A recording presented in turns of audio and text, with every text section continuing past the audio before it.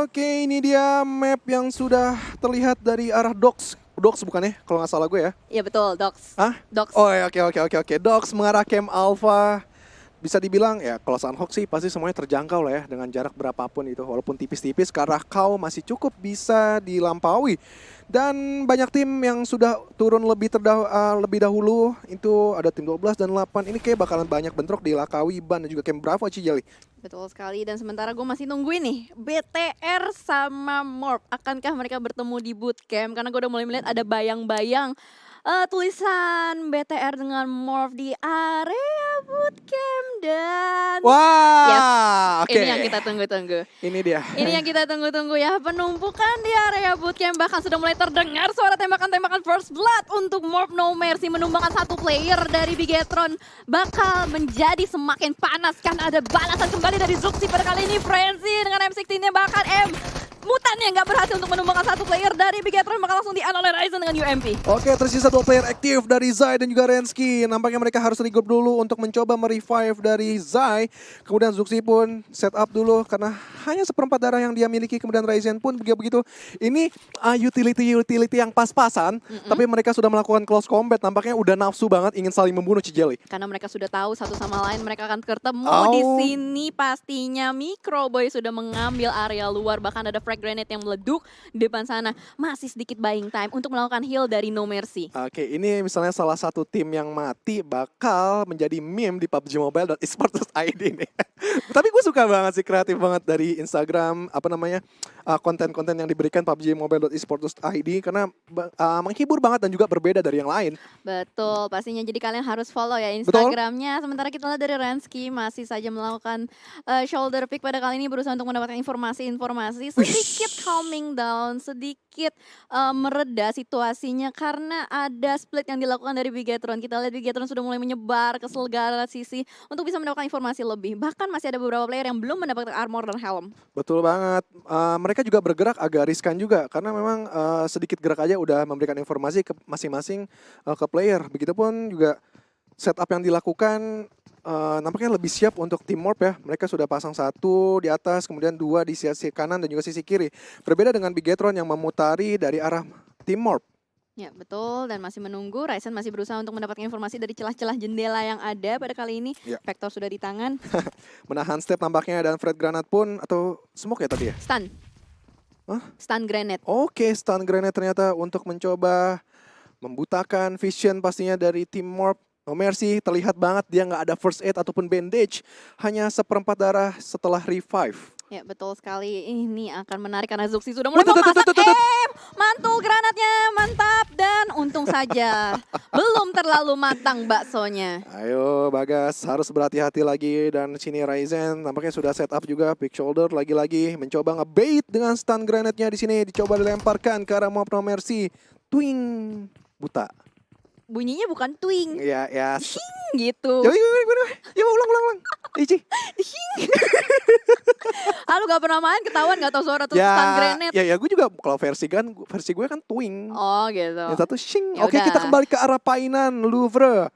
Nampaknya mengambil sisi, soalnya Bigetron ini sebenarnya kalau nggak dihatin Painan tadinya. Ya, betul. Painan dulu baru dihatin next. Betul, karena di Painan pun sudah dikuasai oleh Louvre pada kali ini. Untuk circle-nya sendiri pun mengarah ke arah pulau kanan. Ya, jadi pastinya yang dari pulau-pulau kiri udah harus segera bergerak. Ya, dan hampir semua tim tidak ada melakukan close combat kecuali 1-2 tim yang lagi bertabrakan di daerah bootcamp. Ya memang ini hal-hal yang bijak banget untuk semua tim. Mereka memprioritaskan bermain di mid game sampai late game untuk mengambil placement point paling utamanya. Betul sekali, tapi kita lihat juga pada kali ini Dranik sudah mulai bergerak ini di area sekitar Lakawi pastinya. Dan bahkan sebenarnya mereka udah ada di dalam circle jauh, tapi mereka masih berusaha untuk mendapatkan lootingan lebih ataupun tempat yang lebih apik lagi. Rata-rata semua tim nggak mau berlama-lama di satu area. Dan kalau kita lihat dari Killing Feeds pun belum ada informasi tambahan lagi. Mereka masih adem ayem aja di bootcamp. Oke, ini dia map yang sudah terlihat mungkin dari arah sisi selatan yang bakalan ada kerusuhan dari RRQ dan juga Alter Ego. Next, kemudian dari arah sisi center circle bakalan juga menurut gue ada pertarungan antara Siren dan juga 21 dan mungkin disusul oleh Dranix juga jadi pihak ketiga di situ Cijeli. Bisa jadi, karena yang menarik juga adalah di Paradise itu udah nggak lagi tabrakan Boom dengan EVOS pada kali ini. Biasanya Boom nabrak EVOS di Paradise, tapi mungkin mereka mengingat ya ini udah mulai semakin sedikit sisa-sisa matchnya, jadi kayaknya nggak mau ambil resiko lebih, mereka masih mau menginginkan weekly prize. Weekly prize benar banget, dengan pemenang juara satunya mendapatkan $1.500, kedua $1.250, tiga $1.000 dan seterusnya. Oke, gue pikir lu bakal sebutin sampai hashtag Ya, oke. $4.750, kelima gue nggak tahu. Gue hafalnya sampai 4 karena $750 aja udah lumayan sih. Betul sekali. Sekitar berapa tuh Ci? 10 jutaan ya? Nggak tahu, karena gue kurang kuat untuk dihitung-hitungan ya. Oke, di sekitar 10 jutaan sekian guys. Pokoknya intinya 2 digit. Kali ini ada 21 yang waktu itu gue bilang bakal bertemu sama tim Dranix yang juga sedang melakukan rotasi. Ini cukup berani dari Dranix melakukan rotasi dengan vehicle satu playernya. Nampaknya menjadi scouternya sini untuk memberi informasi. Dan dari Draxin pun dia terjebak sendiri di situ tapi mencoba mengambil nyawa dari Cryzen.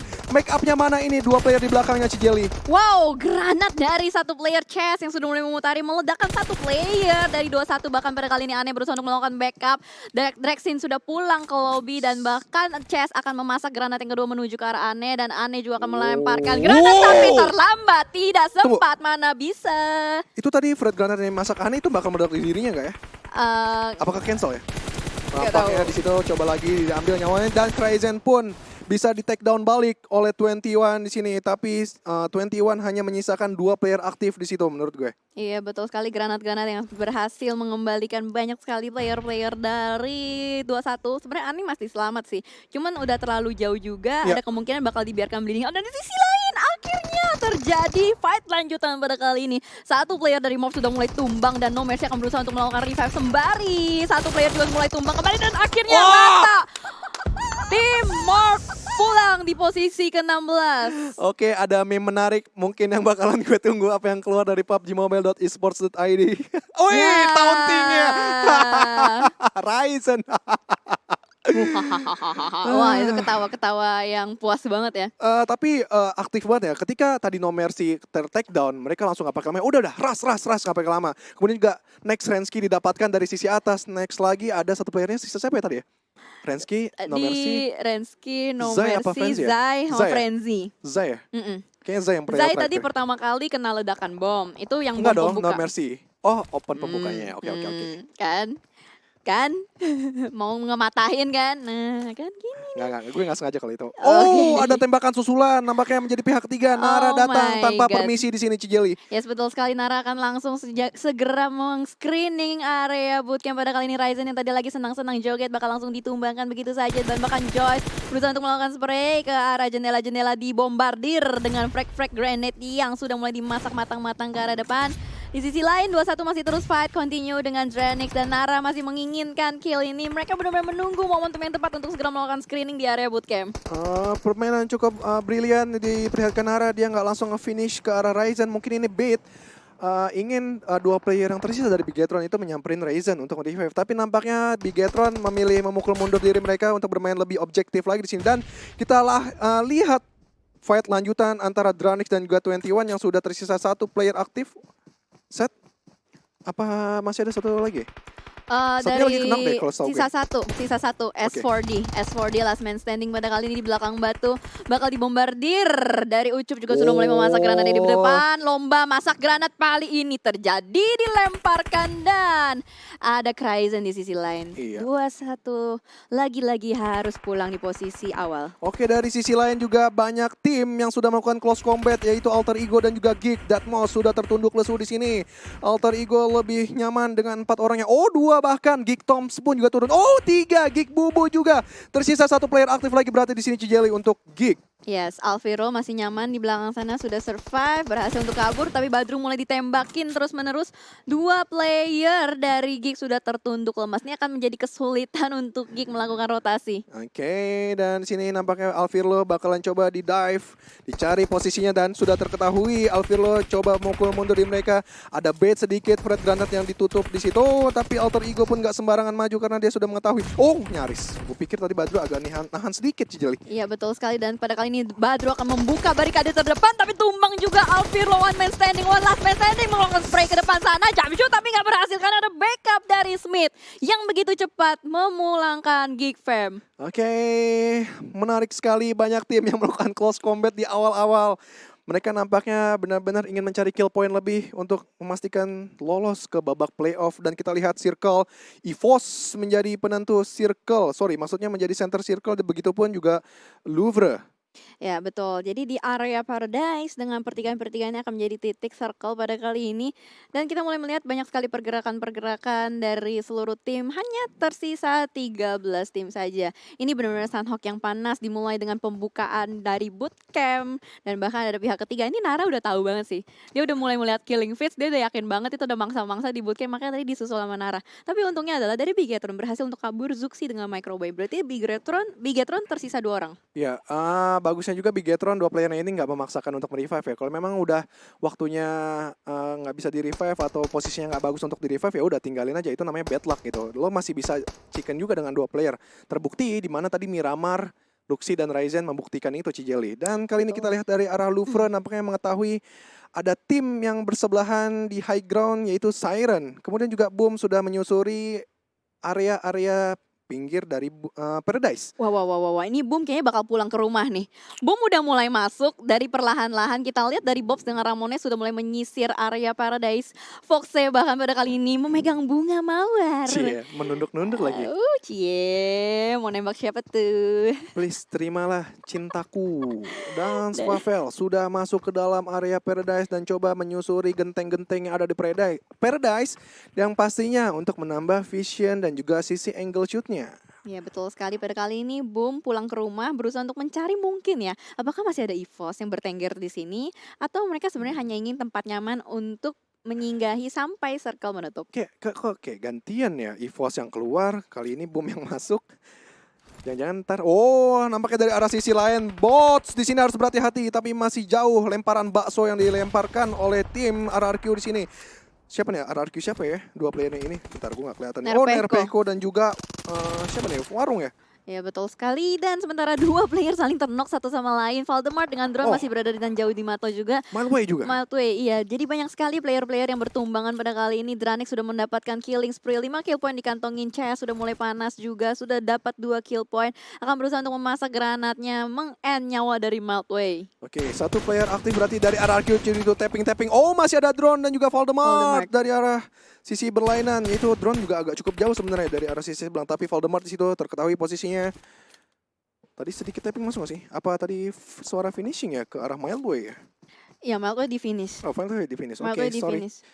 Gue pikir tadi posisinya Valdemar sudah terdeteksi, dan kali ini dari Kryzen sudah set up yang cukup jauh juga. 3 playernya ini dari sisi kiri, sisi kanan, dan juga sisi belakang. Ini dari RRQ. Dia di circle mana sih? Sisi dia kanan di bawah area ya? kanan bawah. Jadi mereka semua berada di area tenggara atau di jam 5 circle. Tapi pada kali ini kalau kita lihat dari pergerakan Dranix, mereka benar-benar mengkat banyak sekali tim-tim yang sedang melakukan rotasi. Setuju kali. Dan mereka berusaha untuk mendapatkan kill point juga. Bahkan di sisi lain, Aerowolf yang biasanya berada di Camp Alpha sudah mulai turun gunung juga, mengambil sisi utara dari circle. Mungkin secara tempo, ritme permainan akan sedikit melambat ya, mengingat ini juga sudah mulai terkikis satu persatu untuk timnya. Oke, dan dari Bigetron sudah terlihat lagi posisinya Microboy Zuxi. Begitupun Nara masih mendekati untuk, kayaknya mereka pede deh. 4 lawan 2 Bigetron. Tapi hati-hati guys, untuk dari Nara, ini bukan sembarangan manusia untuk level Bigetron kita tahu, dan Circle sudah mengecil kembali. Paradise kanan menjadi center Circle, dan sudah banyak tim juga yang sudah mengamankan sisi Circle Zone. Paling sisi tenggara ini bakal rusuh banget, RRQ dan Dranix. Kemudian kedua tim ini sudah selesai, bakalan ada pertarungan melawan Siren, begitupun Onyx. Ya betul, dan bahkan Nara sudah mulai berdekatan dengan Louvre. Ini kayaknya bakal ada CLBK juga yang terjadi pada kali ini. Boom, sekarang gue tahu kenapa alasan Boom berusaha untuk mendapatkan Paradise. Berarti mereka punya visi dan misi untuk mempertahankan diri mereka di situ, karena mereka punya bayangan atau apa sih namanya, kayak prediksi zona gitu loh. Soalnya mengingat juga kan drop zone mereka selalu di Paradise. Iya, gue pikir bayangan apa gitu, ternyata ingin menepati. Dan kali ini kembali antara RRQ begitu dengan Dranix. Valdemar tadi mencoba peruntungannya mengambil beberapa nyawa dari Dranix dan kembali ke Alter Ego yang sudah adu baku hantam melawan dari Void. Dan Void pun satu player yang sudah ditumbangkan, tersisa 3 player aktif. Dan Tyran pun nampaknya masih bisa aman untuk di-revive oleh Hulk. Ya betul sekali, tapi sayang sekali adalah di sini Void posisinya sangat berjauhan satu sama lain. Jika ada yang tumbang ini akan menyulitkan mereka. Bahkan pada kali ini Dr. Badu sudah mulai mengubah visionnya menjadi FPP. Melihat di situ ada Hulk yang berada di belakang batu, tapi sayang sekali Tyran nggak bisa nge-backup. Dua player dari Void tumbang dan bakal langsung Dihilangkan begitu saja. Begitupun dari Alter Ego bagus banget. Positioningnya di 2 di kanan dan 2 di kiri. Begitupun posisinya ada di lower ground juga high ground. Astaga. Ini benar-benar cara menghimpit yang paling efektif sih menurut gue. Ya sorry banget ya, tadi lidah gue No keselip. problem, no problem. Suka begitu, memang suka terjadi di kota-kota besar. Dan kembali Alter Ego ingin mengamankan 2 player tersisa dari Void di sini. Debs2K, begitupun juga Aimbot sudah memisahkan dirinya biar tidak langsung terpulangkan begitu saja. Ya betul sekali, dan bahkan dari Alter Ego sudah mulai menyisir area selatan. Mereka berusaha untuk nge-push Void. Ini adalah kesempatan dan momentum Alter Ego untuk mendapatkan kill point tambahan. Setelah mereka memulangkan Geek, pada kali ini mereka akan berusaha untuk memulangkan Void. Jika mereka berhasil memulangkan Void, mereka akan mendapatkan 8 kill point. Dan yang biasanya kita tahu Alter Ego bermain pasif, nampaknya kali ini mereka menunjukkan taringnya. Oke, bener banget. Dan masih kembali, ini pertarungan yang kurang bijak menurut gue di Blue Zone. Tapi mau nggak mau, memang mereka harus melakukan fight. Kalau nggak, mereka nggak bisa melakukan rotasi. Jadi pilihannya adalah melawan Blue Zone Ya. atau benar-benar close combat. Betul, Tergantung betul, betul. utility yang mereka punya, Cijeli. Betul, tapi gue suka sih dengan gayanya Alter Ego yang bener-bener ganas. Dia seenggaknya kalau misalkan bisa dapetin 2 tim, itu 8 poin dikantongin. 8 poin itu udah sama dengan hashtag sekitar 6 ya, kalau nggak salah apa 5 gitu. Oke. Dan pada kali ini kita lihat dari Nara pun, mereka sudah mulai melakukan setup 360 derajat melihat ke semua sisi. Bahkan di sekitar mereka juga sudah ada EVOS. Circle-nya sudah mulai bergerak kembali, akan nge-push ke phase keempat pada kali ini. Oke, bener banget. Dan Aimbot pun mencoba peruntungannya dengan melempar Fred Granat dan mencoba disengage dirinya, tapi terbuka sekali badannya dan Smith mengambil advantage tersebut. Dan Debs2K tersisa berada di sniper tower dari Sunhawk ini, Cijeli. Ya betul sekali, last man standing dari Void pada kali ini sepertinya akan cukup kesulitan juga karena sudah dibakar zona dan bakal langsung dipulangkan begitu saja. Smith akhirnya menunjukkan taringnya sebagai M-Star dari Alter Ego. Gue udah lama banget nggak lihat Smith segalak ini. Smith ya? Iya, soalnya di season 1 dia tuh galak banget, tapi di season 2 gue belum lihat. Dan bahkan pada kali ini Badru sudah mulai melihat kepala dari Void. Debs2K nggak sempat untuk menghindar, bahkan darahnya udah mulai tipis. Badru akan mendapatkan extra confidence untuk segera maju pada kali ini. Diganti dengan QBZ bakal langsung nge-screening sniper tower. Bahkan kita lihat Badru. Bisa nggak Debs2K bertahan di situ, tapi ada oke. lempar Fred Granat depan muncungnya langsung. Dan Debs2K dikerjain 2 dulu ya. Fred Granat. Hati-hati Smith. Lah. Aduh, ada Oh Fred my Granat God. Badru. Oh my God. Terlewat di situ. Oke. Gue Ah, sedikit iya. terkejut sih, Gua juga karena sih. nggak, maksudnya gini loh, takutnya dia berusaha untuk kayak ngelempar granat, malah temennya yang ke end. Iya benar banget. Dan Zuxi pun di situ terculik oleh Nara dan langsung saja disecure tanpa pikir panjang, tanpa basa-basi. Begitupun Microboy seperempat darah lagi dimajuin aja oleh Frost. Begitupun Maybe ya sebagai backup lainnya. Dan kali ini Microboy nggak bisa bertahan lebih lama lagi. Bigetron harus pulang di hashtag 12 Cijeli. Yes, betul sekali, robotnya dipatuk elang nampaknya pada kali ini. Dan tapi seenggaknya nggak apa-apa loh. Kenapa? Iya terusin. Karena si Bigatron berhasil memulangkan Morph tadi di early fight. Jadi seenggaknya mereka udah membawa kill point tambahan. Dan bener kan, cinta lama tuh nggak pernah selesai nih. Oke. Lufre pada kali ini sudah mulai melemparkan sinyal-sinyal cinta kepada Nara. Tuh. Yang jadi tanda tanya gue, elang mematuk robot. How? Kenapa sih? Kan ya biar ada ininya aja Iya sih, ada gitu. warnanya dikit. Tapi oke, nggak masalah. Kita kembali ke cinta lama yang selalu bersemi antara Louvre dan juga Nara. Frost yang sudah dideteksi pastinya seperempat darah tapi masih bisa healing. Begitupun Oki Ozora mencoba nge-spray ke arah Milea. 2 posisi yang berbeda dari Nara yang diperlakukan. Yang satu sebelah kiri dan juga sebelah kanan. Ini nggak tahu strategi apa yang bakal dimainkan oleh mereka, Cijeli. Ya betul sekali, tapi Louvre ini sudah mulai mendapatkan bibir zona. Jadi seenggaknya mereka tinggal menjaganya saja baik-baik supaya bisa mengangkat rotasi-rotasi dari tim lain. Dan pada kali ini kita mulai melihat kembali Requiem tertangkap basah oleh Valdemar pada kali ini juga. Last man standing dari RRQ nampaknya berhasil mendapatkan kill point tambahan. Ya memang sih circle keempat mengejar di Sunhawk itu cepet banget.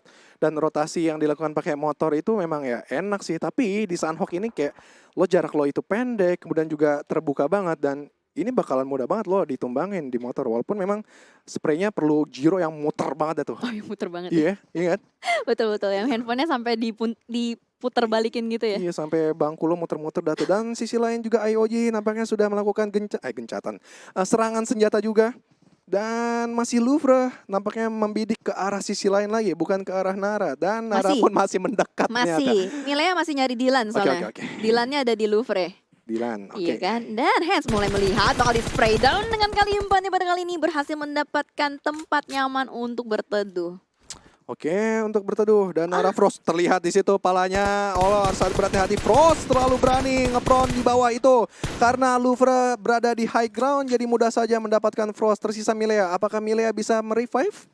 Kayaknya Blue Zone-nya berjalan deh. Agak sulit sih karena juga tadi pergerakan yang cukup ceroboh bisa dibilang karena kan ada suara tembakan juga dari sisi lain. Bahkan satu persatu tim mulai musnah karena dimakan oleh zona. Dan kalau misalkan ini di zoom out, zonanya tuh ke area open field. Oh, dia open field bener Area banget. open Tapi masih field. ada high ground, low ground ya? Ada jalanan. Iya, ada itu masih ada high ground sedikit lakukan dan itu Ada. masih cukup untuk menjadikan obstacle dan pastinya memang obstacle di Sunhawk ini masih banyak, entah itu ada pohon, entah itu ada batu, jadi masih cukup untuk mereka mengendap-endap. Dan kita lihat lagi dari arah sisi lain, Louvre nampaknya tidak memalingkan arahnya, masih ke Nara karena memang di mana ada smoke biasanya disitulah ada kehidupan. Ada manusia pastinya, ada api, ada asap, dan Ponbit pun berusaha untuk men-scouting kembali, di-scan, dilihat terlihat di situ, di-spray, di-tapping, Milea masih bisa bersembunyi di balik pohon, tapi pergerakan ada sulit karena sudah di-lock dari berbagai sisi, bahkan digocek kiri kanan pun tumbang di belakang pohon. Betul banget, tumbang di bawah pohon. Begitupun Aero juga sudah melakukan serangan senjata di mana boom yang di situ menjadi lock targetnya dan kembali semuanya. Oh, bisa dibilang semua arah sisi saling adu serang, saling adu tembak dan sisi center circle-nya bakal menjadi penentu karena kosong banget. Ya, betul. Jadi perebutan spot itu. Itu open field juga sih. Jadi kalau misalkan terlalu cepat mengisi, itu akan banyak sekali mata tertuju kepada mereka yang berada di tengah. Dari matamu. Oke. Oke, dan kembali lagi. Oke. Dan kembali lagi back to the beat, back to the game. Pada kali ini Kryzen tetap berusaha untuk meng-spot dan meng-lock posisi dari Siren. Tapi ternyata zonanya sudah mulai nge-push Dranix untuk segera bergerak perlahan. Melihat ada Anthem di depan sana. Body system dari Siren sangat baik sekali melakukan spray down, backup fire. Menumbangkan seorang Kryzen dan last man standing. Last man proning di belakang batu. Chess pun masih terkena tembakan-tembakan peluru panas. Berusaha untuk bergeser sedikit. Tapi Jaspe dengan Audrey nggak mau menghilangkan momentum ini. Audrey langsung saja mendekat ke arah Moxpay. Mereka tahu kuantitas player adalah kunci juga. Karena tadi Kryzen sudah memberikan serangan ke arah tim dari mana tadi ya? 21 ya? Sorry. Tadi Dranix itu nggak kemana ya?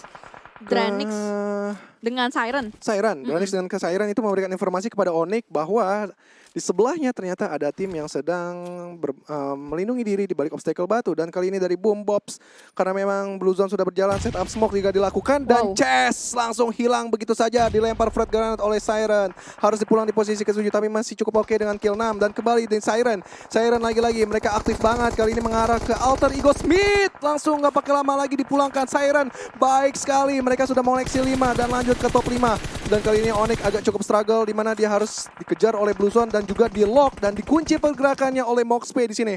Betul sekali, mendapatkan informasi bahwa masih ada tim-tim lain juga yang berada di dalam rumah. Pada kali ini juga zona udah mulai nge-push, semua tim akan bergerak secara beriringan. Just Space down di situ ditembakin oleh Louvre Hands dari belakang sana. Bahkan Onyx harus segera sedikit buying time juga untuk keluar dan ada yang menahan dari Blue Zone. Pada kali ini KP sempatkah untuk masuk? DPS-nya sakit banget. Aduh, sakit aja sih Ci. Kalau sakit banget mah ditinggalin Jir. Dan kembali lagi Louvre nampaknya sudah mengamankan sniper tower dan merevive kembali dengan 4 strongman-nya di sini. Dan dari Onyx pun tumbang seorang Cleon, begitupun KP. KP itu tumbang ya? KP masih ada dua player. Masih ada 2 player dari Onyx masih survive, tapi ternyata sekarang akhirnya ditumbangin juga karena playzone-nya udah terlalu sakit. Low frame menguasai zona. Ini Siren punya PR berat untuk masuk menembus barikade dari Louvre. Karena kita lihat akhirnya tersisa 2 tim. Oke, 4 versus 4 kali ini. Kedua tim yang lagi strong, di mana Siren 2 hari ini menanjak pesat performanya. Betul. Begitupun Louvre, akhirnya mereka bermain di performa terbaiknya. Tadi sayang banget ya dari Onyx ya, dia terlock dari arah sisi kiri, begitupun dari sisi kanan. Jadi setup smoke pun juga kayak yang, aduh, gue udah setup, gue maju sedikit-sedikit, ada Louvre di kanan, kemudian juga Siren juga ngebombardir gue dari arah Iya, sebelah kiri ini, betul. dan obstacle-nya juga minim banget, lo harus nyebrangin jalan dulu. Betul sekali, karena itu juga posisinya mereka berada di dalam rumah, jadi secara otomatis ketika mereka vaulting keluar dari jendela, itu akan ada sedikit penghambatan juga untuk bergerak, tapi ternyata just space di sini.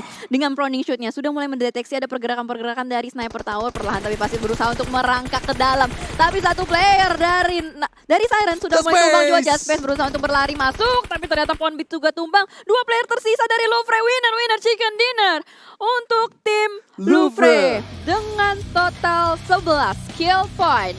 11 kill point, 8 ditambah 3 pemain tersisa dari Siren tadi ya. Memang cukup struggle untuk Siren, mereka berada di lapangan terbuka, di rumput-rumput terbuka, tidak adanya obstacle. Kemudian pun ingin menyeberang, tadi yang seperti dilakukan siapa ya, yang tadi proning ya? Siren, just space. Just Space Just itu Space. ya udah blue zone-nya juga cukup cepat di belakangnya dia. Walaupun sudah tryhard dengan melepas tasnya, tapi masih terdeteksi oleh pemain Louvre. Dan Louvre pun juga sudah mengamankan sniper tower. Dia punya obstacle bebatuan juga di balik-balik di sebelah-sebelah sniper towernya. Jadi memang sangat diuntungkan posisi dari Louvre tadi. Ya betul. Dengan adanya winner chicken dinner untuk Louvre ini akan nge-boosting poin dari mereka, karena mereka pastinya menginginkan posisi 16 besar untuk bisa maju ke ronde grand final. Oke, tapi jangan bersedih untuk Siren. Gue tetap angkat topi buat mereka. Mereka dengan performa terbaiknya